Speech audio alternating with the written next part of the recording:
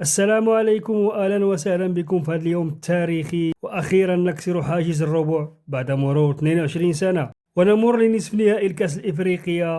تاهل اللي جاء اداء ونتيجه. اليوم اسود الاطلس قدموا اقوى واجمل مباراه لهم من بعد المشاركه الرائعه في كاس العالم بقطر. نعم، اول محك حقيقي للاسود مع منتخب من الصف الاول واللي نجح فيه وليد بامتياز.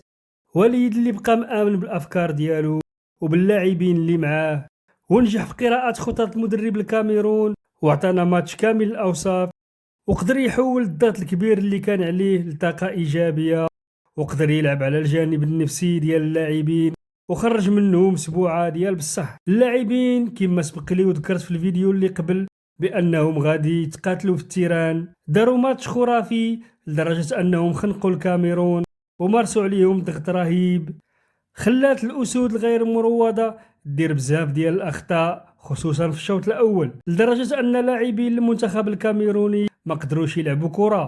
فتحية كبيرة لجميع اللاعبين من بونو حتى الكعبي اللي كانوا رجال بكل ما تحمل الكلمة من معنى، وخصوصا الفنان والفتى الذهبي إبراهيم دياز والمتألق السريع الزلزولي. والحمد لله اللي عندنا محارب بحال مزراوي اللي اعتقنا من هذاك مبومو وقدر يشلل الحركة ديالو. فشكرا مرة أخرى لكم، وشكرا لوليد اللي بين اليوم على الحنكة ديالو. هذا علاش غادي نجاوبوه ونقولوا ليه بأننا ما غاديش نلقاو أحسن منك يدي الكاس. وليد اللي من حقه يفرح هو واللاعبين بهذا العبور، ومن بعد ما يرتاحوا يخليو رجليهم في الأرض، حيث ما زال تبعنا نصف نهائي حارق. مقابلة النصف اللي غادي نخصو ليها حلقة كاملة في القريب ونبقاو متفائلين، وإن شاء الله وليد اللي كان من اللاعبين اللي لعبوا آخر نهائي كأس إفريقيا بتونس 2004 يكون هو اللي غادي يقودنا لنهائي هذه البطولة. وليد اللي قال في التصريحات بعد المباراة أنه سعيد بهذا التأهل، وقال أيضا أنه كيخدم بزاف هو والطاقم اللي معاه باش يخرجوا أفضل ما عند اللاعبين.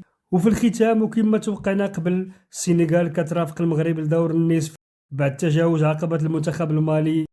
هاد الحلقة اللي غتلقاو الرابط ديالها في صندوق الوصف. وحد سعيد مرة أخرى للأسود الأطلس اللي قدروا يروضوا المنتخب الكاميروني، وإن شاء الله الكاس تبقى في الدار.